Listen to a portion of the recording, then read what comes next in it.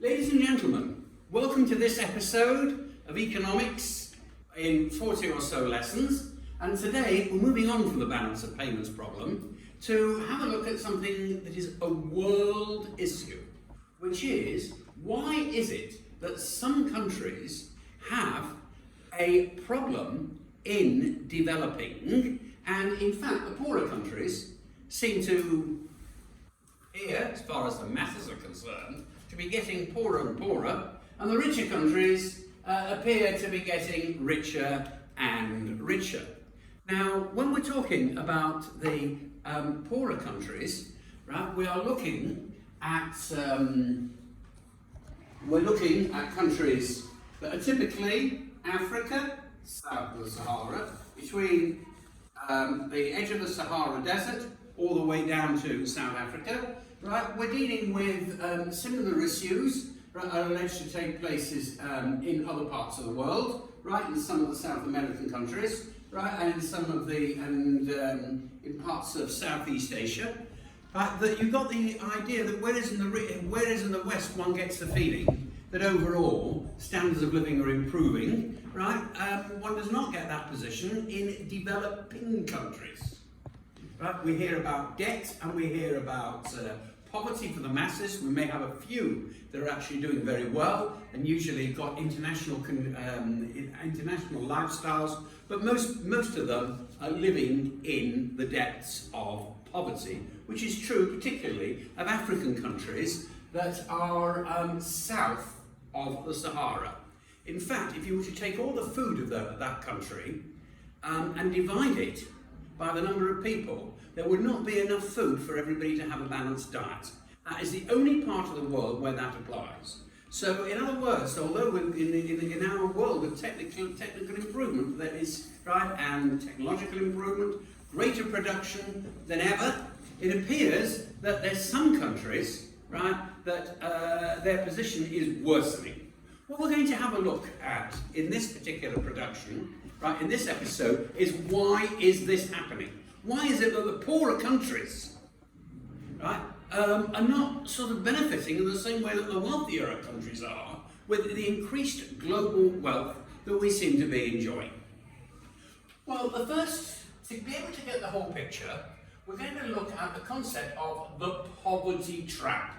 And developing countries, see, I made a mistake. What problems do developing? It's not developing, it's of course developing countries. That makes more sense. What problems do developing countries have in escaping poverty? And the short answer is, we're going to look at this model, which is the poverty trap, which most people in those countries face. Now, we have to look at two concepts before we look at it. One of them is economic growth, and the other one is economic development. Now, if a country grows economically, what it means is that its GDP goes up. That's economic growth. Not its GDP. Of course, we mean its real GDP. Its real GDP goes up. When we look at a country's development, right, just because a country has got a high GDP, let's say for example Libya, right, its GDP is improved.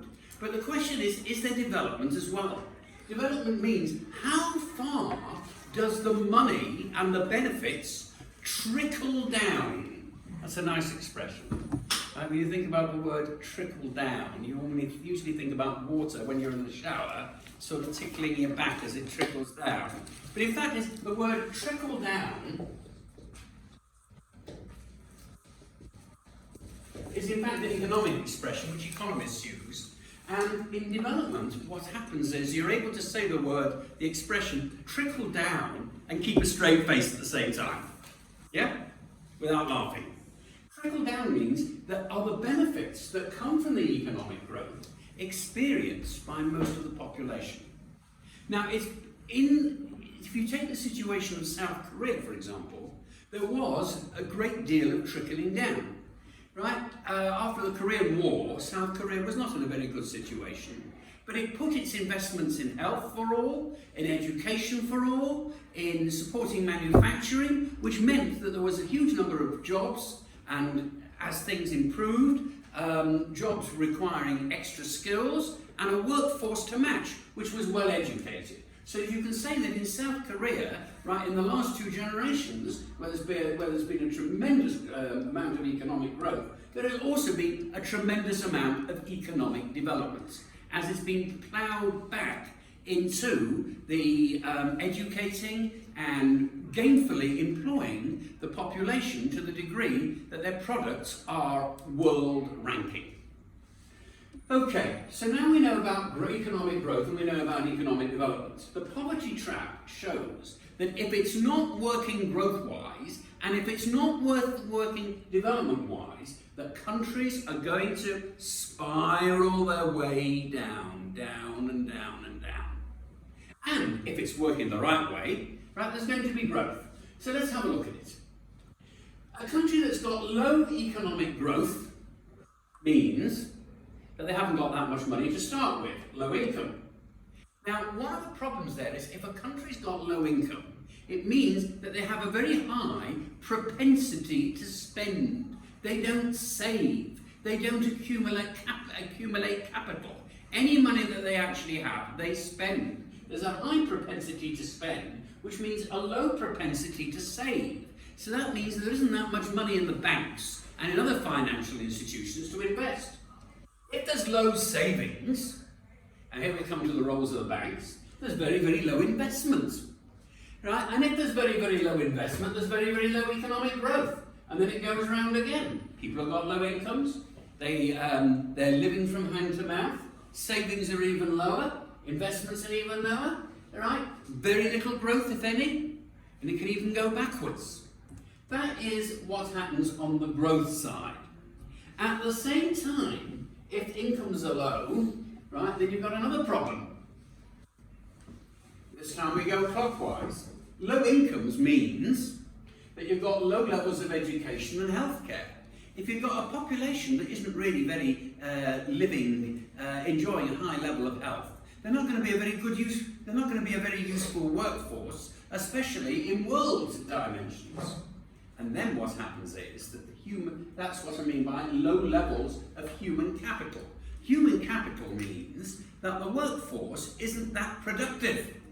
Right? If you haven't, for example, had a decent breakfast, you're not going to do very well in school. And the same applies not just in schools, but it also applies in the workforce worldwide, whether you happen to be a ditch digger or whether you happen to be a doctor. Right? You have to be a high level of human capital, which means that you've got a support system that you're able to give of your best.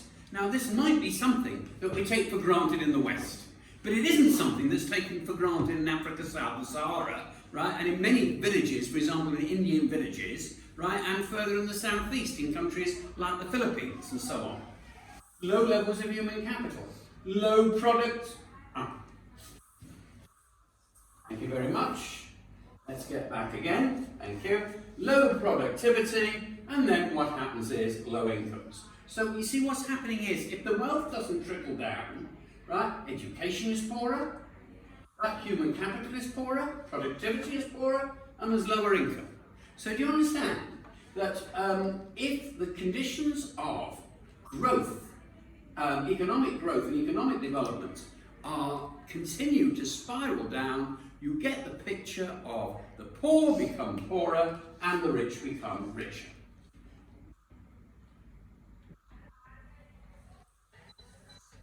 That gives the picture overall as to what problems developing countries have in escaping poverty. And the economic framework is what we have just looked at, which is the vicious cycle of poverty. Now what I want to have a look at in the rest of this episode is we're going to look at some of these elements, right? And they really fall under 3 headings.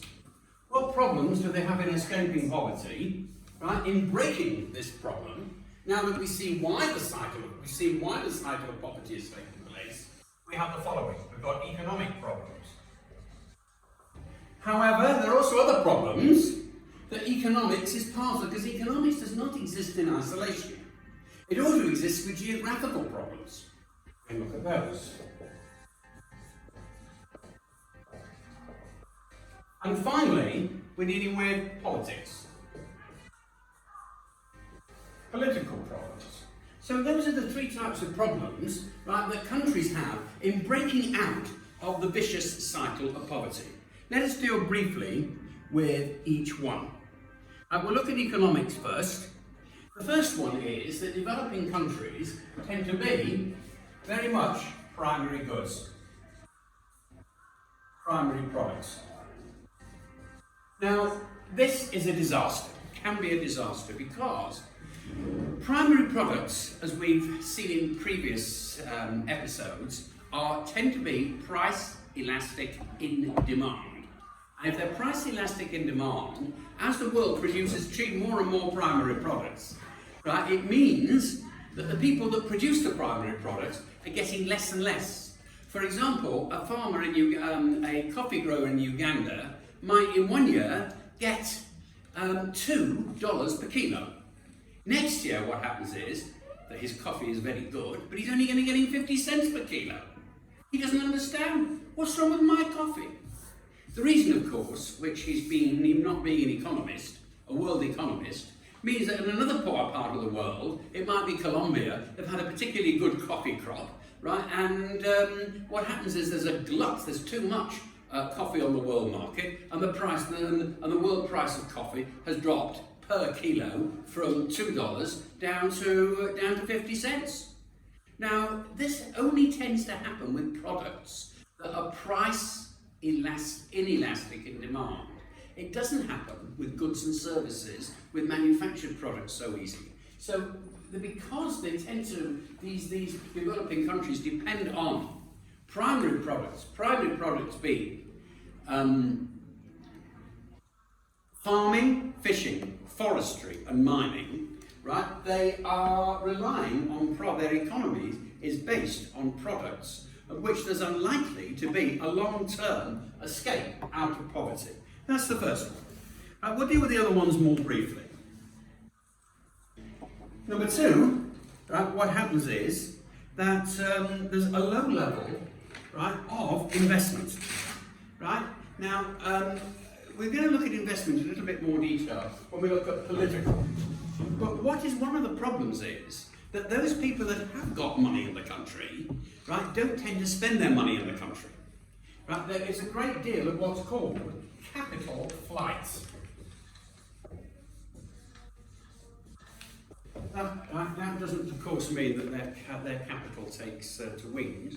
What it does mean is that a lot of money that's in the country, or that came from the country, which is in the hands of the wealthier, is not invested in the country, but is actually invested on the stock markets of New York, London and Tokyo, rather than ploughed back in their country. Now, if they try to earn, often profits that are actually made in the country, right, are invested in places that are more secure than in their own country. So it means that it's difficult for them to be able to attract to attract investments. And also, even where countries do make FDIs, foreign direct investments into poor countries, right, the profits get themselves ploughed back, not in those poor countries, right, but in other parts of the world. So therefore, lack of confidence in the country means that people take their money elsewhere, and it's the rich people that get the investment funds, right, not the poor people. Because there's more confidence on the rich people being able to turn $1 into $2 than there is in the poor. So therefore, right, what they actually have in their country can actually often leave the country, and therefore that bleeds the country further and further, and less money for saving. Right? The other one is that these countries are often in debt. Now, when countries are in debt, right, it means they may have borrowed, whether from richer countries, from the International Monetary Fund, and countries that are in debt have got a problem, right, that a fair amount of their GDP is actually used in serving the debt. Now, you should know, one thing that you should know is that even if poor countries, such as those Africa south of the Sahara, are able to borrow, they are typically borrow on much poorer terms than wealthier countries, simply because they haven't got a good credit history. And that means they have to pay back at large amounts of interest. Right? Now, a fourth reason, right? A fourth reason is lack of investment. Right? That means workforce non-competitive. Illiteracy, being unable to read and write, right, is a thing that holds people back and holds countries back. And countries that have got high levels of illiteracy, such as Sudan, right, are countries where it's very hard to be able to train a workforce. It hasn't got the infrastructure, at least good elementary schools, right? It means that people don't have, they haven't got the basis of being able to train people for the more techie jobs, which are now part of the way that goods get manufactured and produced. So there are many other economic reasons, right? But the overall ones are too much reliance on primary products, too much money leaving the country for investments, so there aren't savings and they haven't got money to lend, countries trying to pay debts back, and then finally, you haven't got a workforce that's sufficiently educated.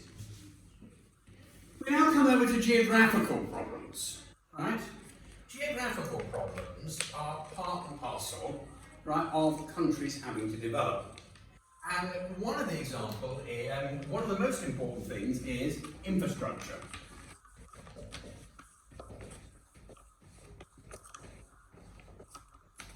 Now, one of the problems of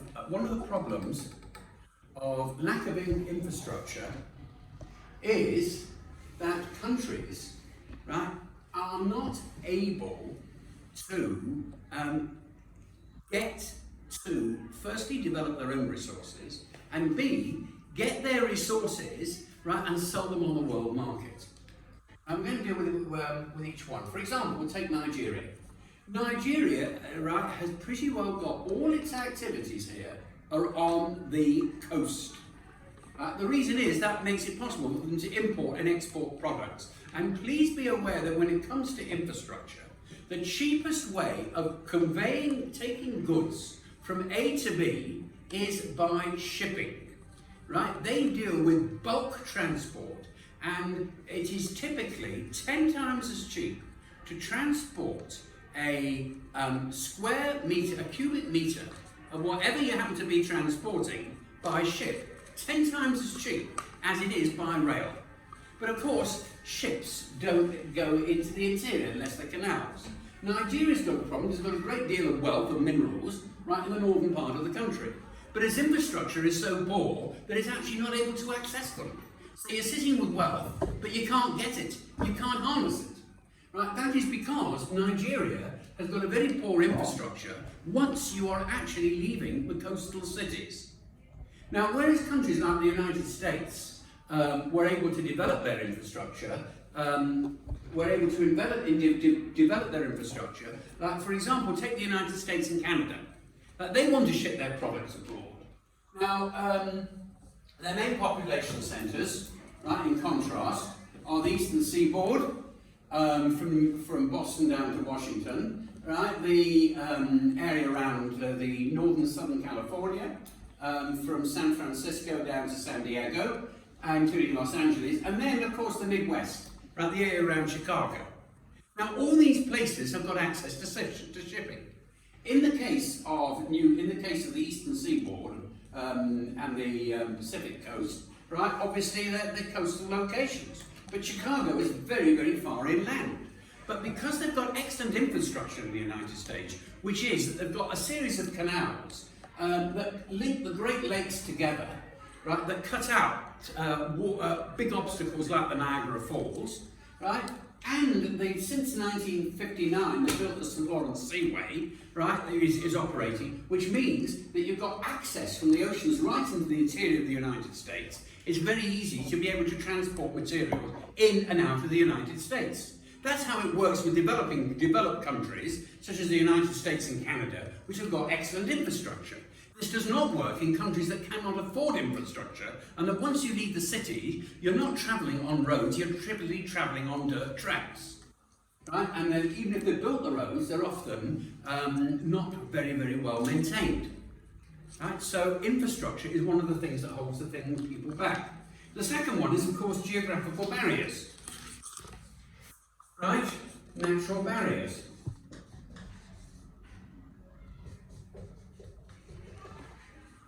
If you take Switzerland, for example, over here, you take Switzerland over here, Switzerland's landlocked, right? So what? It has a wonderful set of railways, right, that actually seamlessly connect the country together through long tunnels, such as the St. Gothard Base Tunnel, right, and so on. And it's no problem, slightly more expensive, but Switzerland on the whole doesn't specialise in bulky goods, right? The products that it does export tend to be highly specialised and can easily be moved around Europe and beyond and to the ports very cheaply by rail. Other parts of the world don't have it. The British people once thought of a wonderful scheme of building a railway from Cairo all the way down to the Cape, right, of Africa. It didn't work, right? There wasn't enough money for investments. And the railway system does not so much link the countries of Africa as actually keep them separated. So that's the second reason, right? And wait a second, what are the natural barriers? You've got deserts, right? You've got mountains, right? And a lot of these countries do not have the wealth. Iran is another example, right? Mountain barriers, right, increase the cost of being able to get goods from A to B unless there is a very high level of infrastructure, which poorer countries can't so easily afford. So lack of infrastructure and also natural barriers, things like mountains and so on, right, make it geographically very challenging to poor countries that simply can't afford the necessary infrastructure to be able to import and export its goods. Now we come to political. Right? Political. Let's put a little arrow here and then start number one there. Right? We'll change the colour so that we don't get mixed up. What are political barriers? You should know firstly why developing countries are attractive. Developing countries are attractive because, let's have a look at it. Land, relatively cheap. Labour, wages relatively low.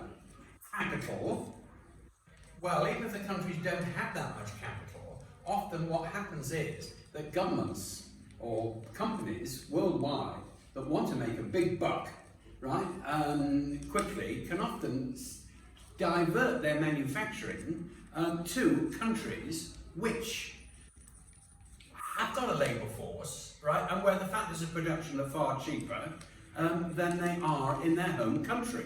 So that, for example, Israel, right, has lost a lot of manufacturing because it's cheaper in Jordan, right, for it to carry out its manufacturing, and certainly cheaper in China, as a lot of American companies, a lot of European countries have found, right, that the factors of production are much cheaper. So why is it that that there's still people are frightened of investing in those countries? Well, one of the reasons is that they haven't necessarily got the infrastructure, which is geographical, but another one is political. Right? One of them can be political. One of them can be that you've got unstable regimes.